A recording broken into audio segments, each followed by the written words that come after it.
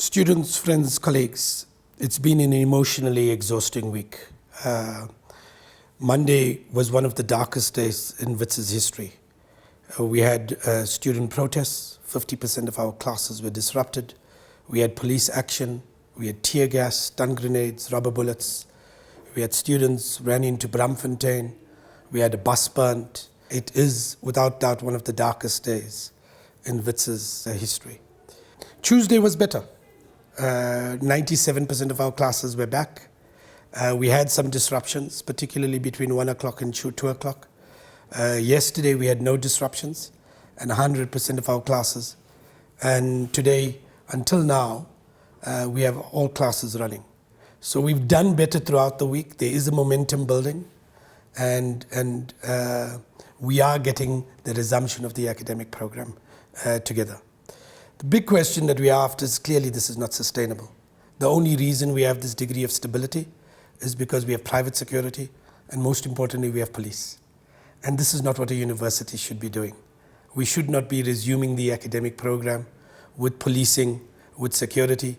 The only way out sustainably is a negotiated outcome. And we are very, very mindful of that and we are very well aware of it. However, you're never going to get a negotiated outcome without a degree of stability at the institution. Anybody who understands negotiated outcomes, whether in institutional level or societal level, will understand negotiations happen within particular contexts. And what is happening here is to try and create the context to enable negotiations to happen. I want to respond to a couple of things that people have been saying. People have been saying we're unnecessarily militarizing the campus. Others have said that we are not open to negotiations.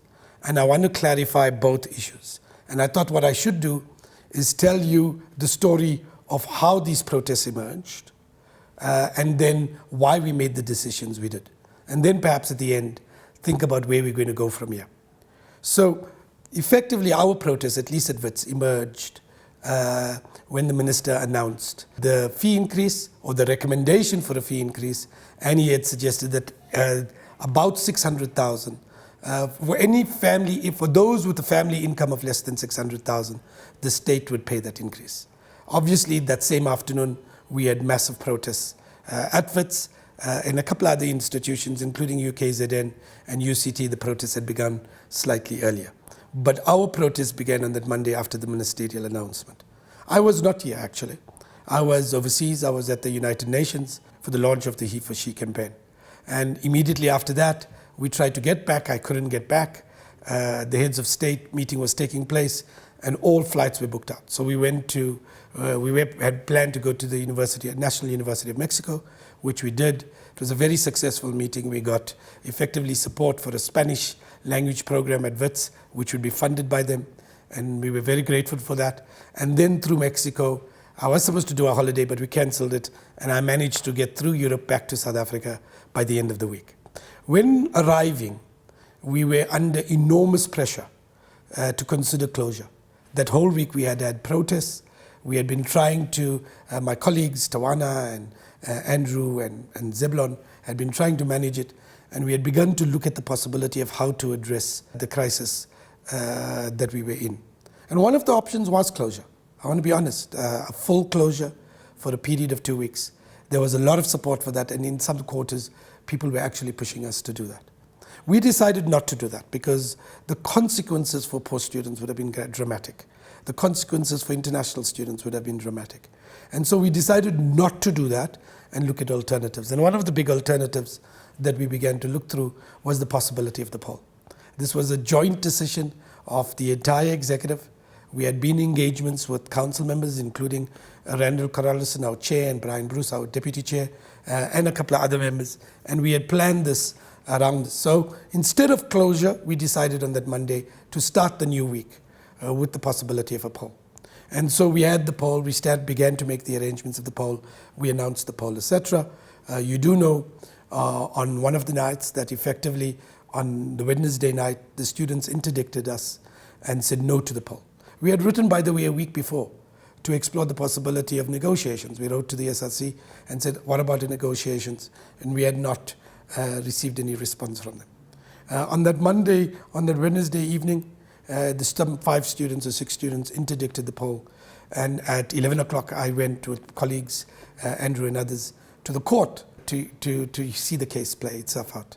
At that court, I asked one of the student leaders to walk with me. And we walked out and I said, whatever the outcome of the poll, can we not look at a negotiated outcome? In fact, I suggested to him or her that what is important to bear in mind is even if they succeeded in interdicting the poll, they would look bad because they would be seen as preventing students from having their voices heard. The person listened and they said they'll come back to us. That was on the Wednesday night. The interdict was not successful, whatever people might say. Effectively, the judge said we can proceed to hear what ordinary students and ordinary staff are saying. And so we had the poll on Thursday, as you well know, and the results were announced on Friday. A decisive majority of people have suggested that they want to return to class. 77% of students and 92% of staff. There's some people who've been questioning the methodology of the poll. And they say, well, you know, if you really look at the numbers, 6,000 people did not receive the SMSs because of a problem on the service provider side that was managing the poll. And then they said we had only had 21,000 out of 30,000 students who received the SMS. Our answer to that is no poll is 100%. Never anywhere in the world. National surveys, institutional surveys. If you want to, this was the most comprehensive response we've had from any other, both in the system or in the nation. Speak to any survey specialist and they will say a return rate of 21,000 out of 30,000 surveys is not a bad rate. It's about 62%. Out of the 62%, 77% of the students said they want to return. By national standards, that's a comprehensive mandate for us to open, even with security. That was the question. Do you want us open even with security, if that is required? And so that was a comprehensive mandate, both from staff and students. On Saturday, we had an executive meeting to explore how to proceed. It was an extended executive because we had some council members, etc. And when we considered that, a number of students had asked to come and see us. Some students had asked to see us not on the record. They have, and this has been a common trait. Many student leaders have said, can we meet you on the quiet? I have met many, but they have asked me not to say this publicly because they're fearful of their lives or they're fearful of other reasons. And so effectively, I've been having engagements, but I have not mentioned it and publicly named them because it would look bad and it might compromise their safety and security. So effectively, I have been engaging students. But some actually came to see us on that day very openly.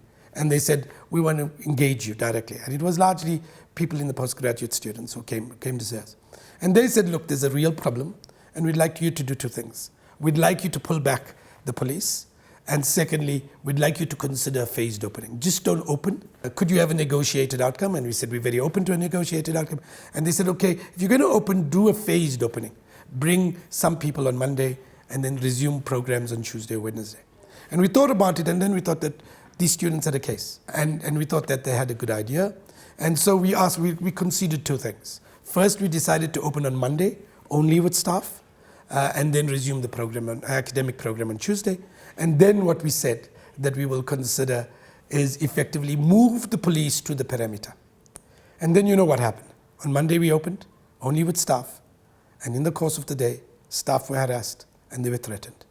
Many, many staff were harassed and threatened in all kinds of more subtle ways and more crude ways. By the time the police were brought in from the perimeter to this thing, the damage had been done. And we recognized that. It was a huge damage. It's the problem with some parts of these protests. People claim they're fighting a noble cause, but the threats, the violence, the propensity to violence is truly unacceptable. And so when that happened, we had always said that if we move the police to the perimeter, what's going to happen is if it doesn't succeed, we'll bring them onto the campus itself.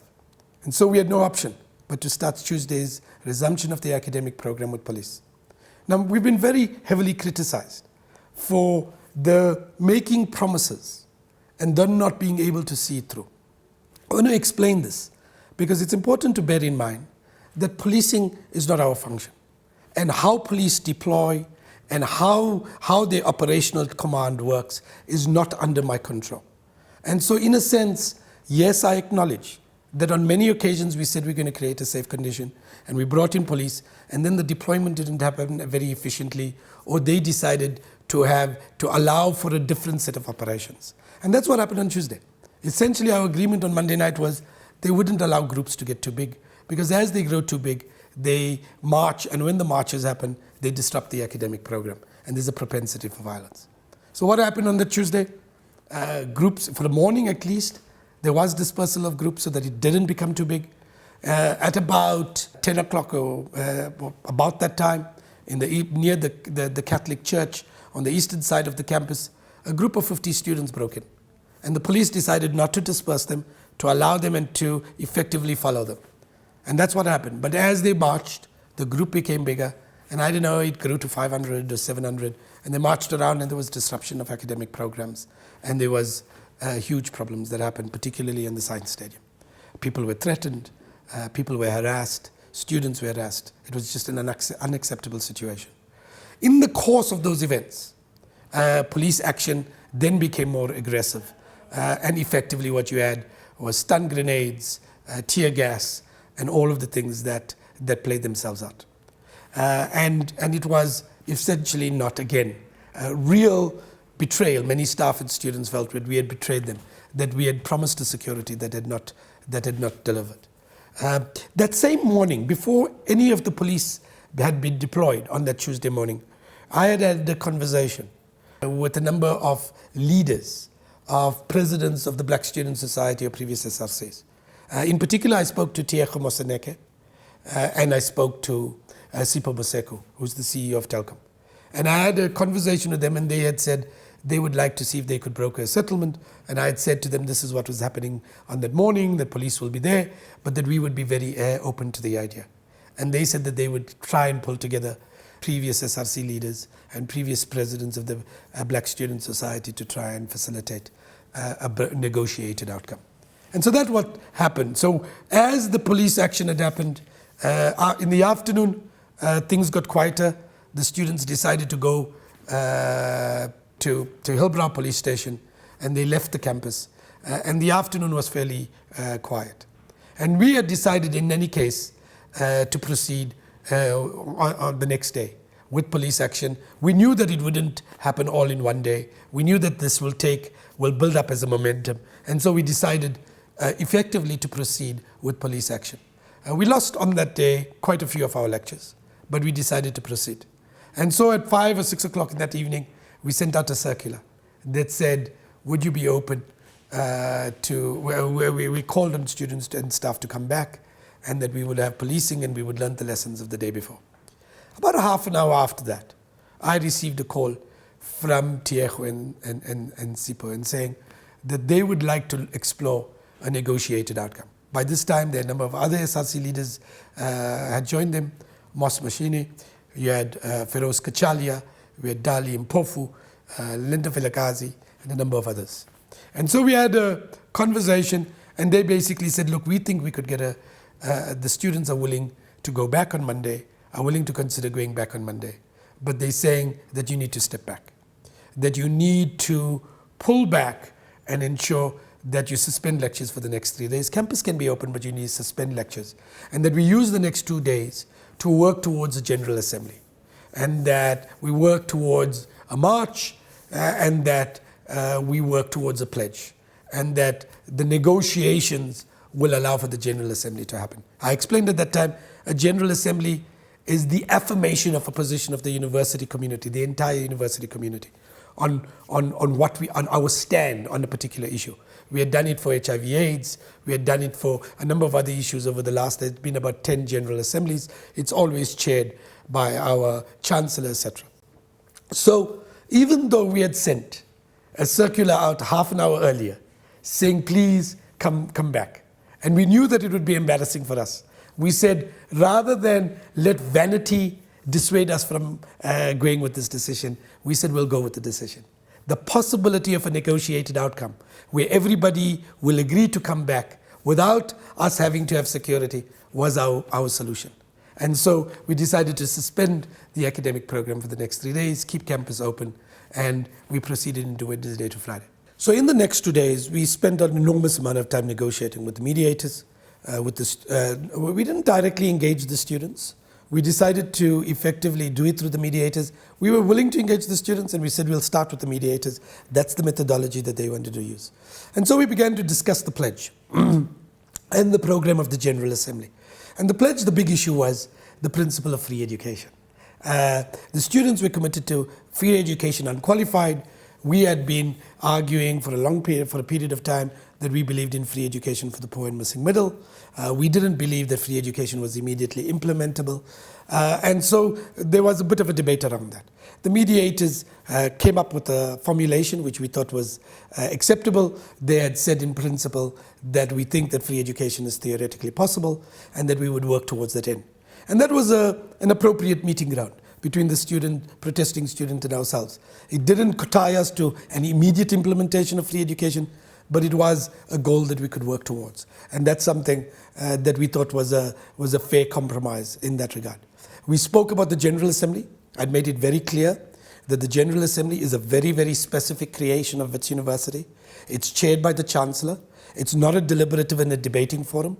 That effectively what we need to look towards is it's a forum in which we agree and negotiate a pledge, which the Chancellor reads out, and then all sectors of the university community, its Senate, its council, its institutional forum, its students through the SRC, would effectively affirm their position in support of the pledge.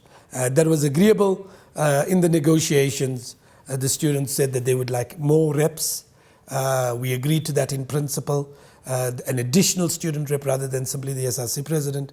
They argued for an additional labor rep, and we agreed to that. We thought that this was doable, and the unions would come together and come to an agreement on who would represent them in this regard. And that was something broadly agreed. We agreed on the pledge. We agreed on the structure of the program. I went to council and managed to get council's approval. There were some questions around this and some debates. I clarified that the principle of free education was a goal that we would work towards, that we weren't talking about immediately implementable. We also effectively took this to Senate, and there was a debate in Senate about whether we should replace free with affordable. And we again, the entire Senate agreed to go with the pledge as is, with a few corrections. And we agreed to that we weren't simply talking about higher education, but also fixing up the entire education system. And again, that was broadly agreeable, etc. And so we got both council and approval. We also agreed at that point, at the Senate, while we were there, one of the mediators came and said the students were demanding that it's not simply a General Assembly, but it's a march. And so I put it up to the Senate, and the Senate said that they would be happy to march. And they would march in academic regalia, and that we would go we were thinking about where the Premier's office or effectively the Constitutional Court, eventually we agreed at the Constitutional Court, that we will march with the students to the Constitutional Court. Somebody, either the Premier or an official in the National Presidency will come and receive a memorandum in broadly what our pledge says. So there was an enormous amount of concessions by the university community in this regard. We agreed to meet. The mediators will chair a meeting between the students and ourselves on Thursday afternoon in preparation for the General Assembly. I went to the meeting at 2 o'clock. It was supposed to be at 2:30. 2:30 I sat, 3:30, 4:30, 5:30, 6:30. No students arrived. They were engaging in a deliberation on Solomon Bashlangu concourse. And I said to them, at 6:30, I said to the mediators, look, I can't carry on waiting. A number of the executive team, they were there. Tawana was there, Andrew was there, Zeblan was there. And Puleg was there, the dean of students. And so what we decided to do is, some of us will leave, but when the students came, that they should call us. And the mediators agreed to this. And so we then left at about 6:30. At about 10 or 11, nothing still had happened. At about 10 or 11, I found out that the students had come only at about that time to meet the mediators, and there was long conversations and debates. And about 12:30, 1 o'clock in the morning, this is Friday morning, I got a call from the mediators to see that they were to meet me urgently. And so we agreed. I said them to come over, and we met at home in the early hours of the morning, and they sat with me till 3 o'clock. And effectively, they said a couple of things had changed, that the student leadership had not committed to going back on Monday. This was one of the preconditions that we put for this entire process. And that was the assumption. We had suspended the academic program from Wednesday, Thursday and Friday, that students will return on Monday. There was no commitment to return on Monday, and there was effectively that the General Assembly, they were unhappy with the General Assembly. They wanted to have a deliberation from the ground in the General Assembly. And we said that that just would not be allowed. For two reasons it couldn't be allowed. First, if we had the General Assembly, and some students stood up and said, I'm going to go back on Monday, and another student stood up and said, I'm not going to go back on Monday, and if there was a bonfire in the middle of the General Assembly, it wouldn't become a symbol of unity of the university community. It would become a symbol of disunity. That was our one problem with it. Second, there were threats that the General Assembly will be disrupted, that somebody will remove the Chancellor from the chair and begin to look to chair that. And that was something that we couldn't allow. But thirdly, we couldn't guarantee the safety and security of all. You can't call people to come to a General Assembly on the principle, on the assumption that it will be a place of unity, where the university comes together, and then create a place where it becomes a sign, a symbol of disunity, but also can become a threat to the safety and security of all. And so under very difficult conditions, this was something that I'd mentioned to the mediators. They understood that, by the way. To be fair to the mediators, they said that we should go ahead. That we should go ahead and hopefully, if things went well, everything would work out. But I said to them that my responsibility and the responsibility of the executive management is to look at the safety and security of all. And that's something that we had to look at. So we finished at 3 o'clock. And some of them decided to depart. I said to them, thank you very much for trying. They had given hours and hours and days to work on this. And so effectively, what had happened is they left. I then wrote a memo to the executive team and said that early we have to meet in the morning, and we needed to make a decision by 8 o'clock. Because if the General Assembly was at 11, we had to give people enough notice around that. And so I wrote to them and I gave them the options, and I said to them, these are the issues. And I said, we'll discuss this. For the next 3 hours, there was a flurry of emails and WhatsApp messages between the executive team. And then early in the morning at 7, we met to discuss how we proceed. And we decided that we couldn't continue under these conditions. We recognized there was a reputational problem, by the way, and that we'd have given the fact that we were cancelling late. But then we decided we'd have to manage that. And so we wrote the open letter to all staff and students explaining why we did that. And then, I had a press conference in which the executive team stood, the chair of council stood, the chair of the FIDCO was there, and we sat and we explained to the nation and to the world why we cancelled this General Assembly. I read out the pledge about what we had agreed. I explained how the university community had come together and how this was all unraveled in the early hours of Friday morning. And as you well know, this did not go down well with the students. But I want to say, the memo went first to all students and all staff. Half an hour later, it went to all, to a press release. And then we had a press conference at 9 o'clock. In the course of the day, some students and some others of our external stakeholders decided to use the lawns to continue with a meeting. It wasn't a General Assembly, because a General Assembly meets very, very specific requirements. But they had a meeting, and there was, if you like, a politics of spectacle. I was surprised to see some staff members participate, including one council member. But that is the nature of people's decisions. I can't stop people from making the decisions that they need to make. They have a democratic right to make the choices they do. So that meeting happened in the course of the day. And in the evening, when it was finished, the service providers came back and took the tents and audio equipment and all of the issues. But that had come at a Friday evening. Saturday we met as a council again, and we began to discuss what to do. And it was decided that we have to open, that we can't continue like that, that the academic program for 36,000 students cannot be continually compromised. I said before, and I said again at the council meeting, free education is something that I'm supportive of. But I am supportive, and as a goal, and it's something that I'm prepared to work at. But the struggle for free education must not sacrifice the education, the 2016 academic year. It reminded me, by the way, of a slogan in the 1980s, no education before liberation. I remember the left and the progressive community stood up against this populist call. We said that you can't take a position like that you can't destroy the educational future of all of our people. And even though most of our people were in Bantu education at that stage, we stood back and said we will not support a populist call of no education before liberation.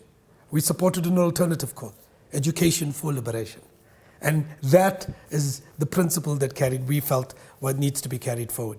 Continue the 2016 academic year. But as you continue this 2016 academic year, go on with the struggle for free education. And so we decided to open. And then again, the question was, should we have the police or not? But frankly, and a number of people said, could you ensure that the police are their perimeter? And we just couldn't do that. We knew we couldn't do that. It wasn't sustainable. You saw what had happened before, where people had been abused, where people had been assaulted. People say that they committed to non-violence, and yet violence happens, burnings happen in our universities. You can't repeat the madness. You can't do the same failures and then ask, why did things go wrong? And so effectively, we said we're going to open with police. I said that the policing and the security is not under my control. And so again, that entire weekend we sat with police to come to a set of security protocols that would be important. Police need to deploy early. They need to come in early. They need to ensure that groups do not get too big, etc., etc., etc. So Monday opened with security, with police, with full this thing, and we began the academic program. And we had low attendance. We knew that. The first day we'll have low attendance. And it started, and effectively what happened was there were disruptions during the morning, and effectively, again, police did not dissuade the groups. As the Deputy National Commissioner said to me, policing they have to make a judgment on the ground. But effectively what happened is the groups did get bigger. We did have lectures, we did ensure it, but effectively during the course of the day, there was huge disruptions from about 10 o'clock. And effectively, it got more and more difficult. And then on Monday, as you saw, there was serious police action. Effectively, it wasn't as bad at some level as the previous Tuesday, but it was horrendous. It was on the television screens, and all of the world's media was here. And it was a really dark day.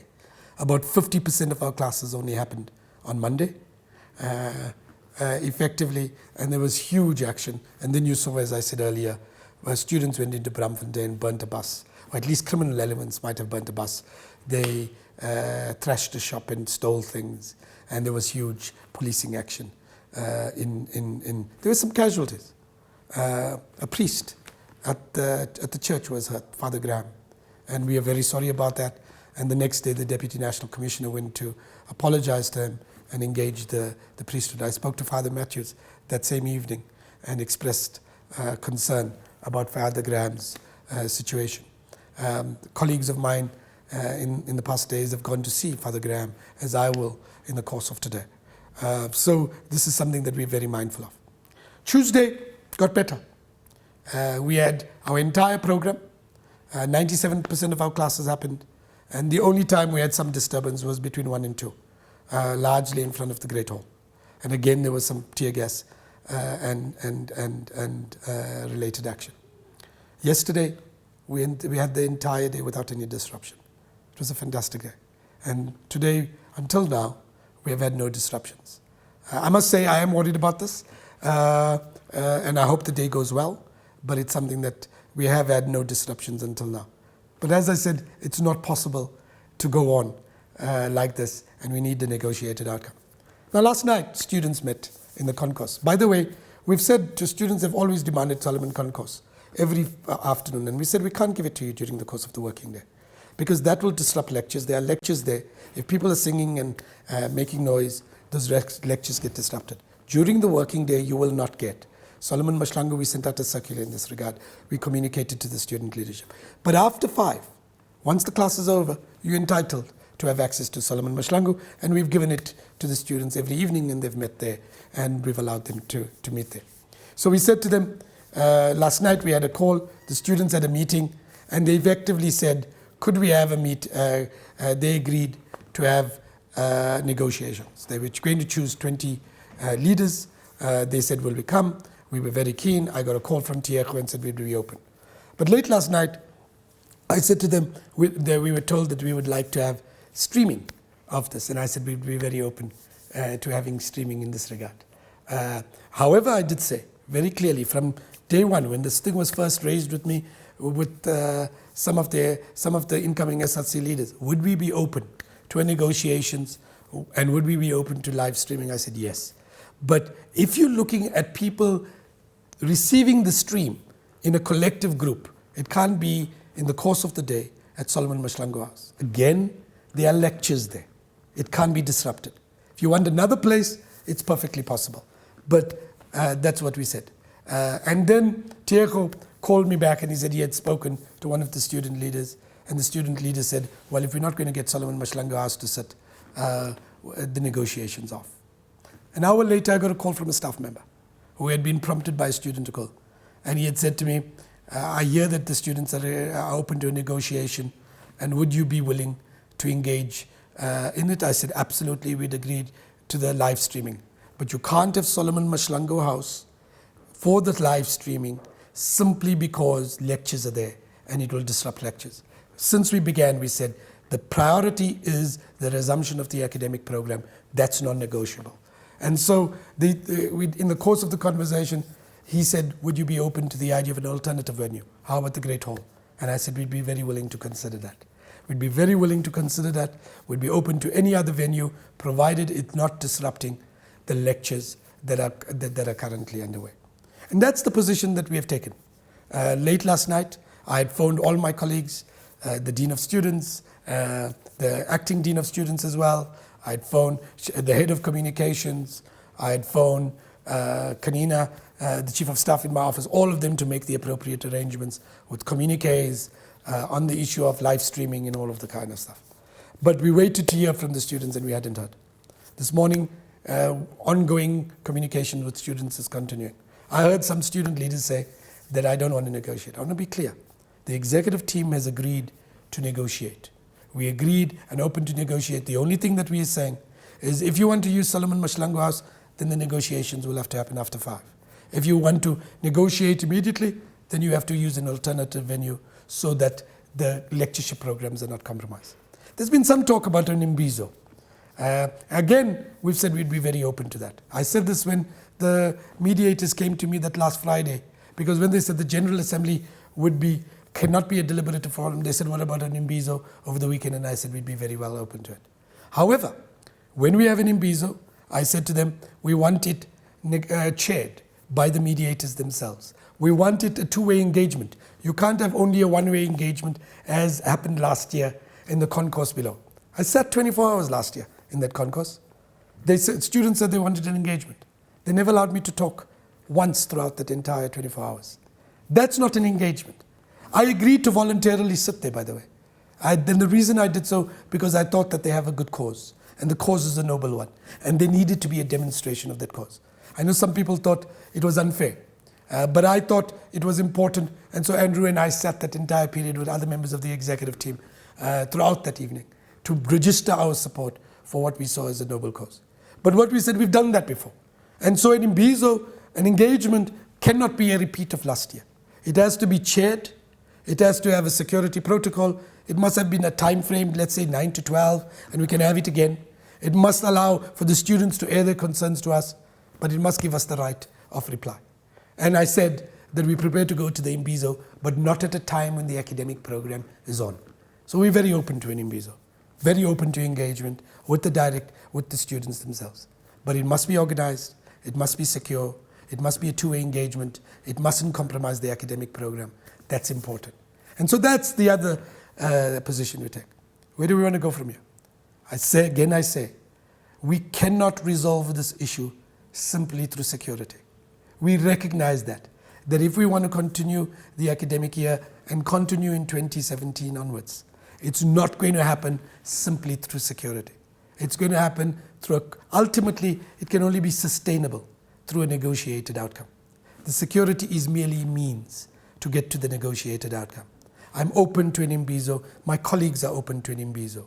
We are all open to the General Assembly, and we've said at the press conference last week that we will continue with the General Assembly and a march with the students to wherever to support the pledge that we jointly agreed on, provided it happens outside academic hours and provided the conditions exist for us to affirm a united university community on these issues. We remain open to that. I urge the student leaders to come and complete the negotiation. The struggle for free education does not require the sacrifice of the 2016 academic year. I have heard and read too many SMSs with tears from students saying, I cannot sacrifice this year. My parents need me to graduate. They need me to earn a paycheck so I can support my family, my siblings to go on to university as well. We cannot destroy the academic year for the 36,000 students. Walk with us. Let's save the 2016 academic year. Let's negotiate. Let's come to a constructive negotiated outcome. And we can proceed simultaneously with the 2016 academic year and the struggle for free education in this country. That is a pledge. That is the pledge of the entire executive team, the council and the Senate. And we ask the student community to walk with us in this regard. We ask the protesters to walk with us in this regard. Thank you.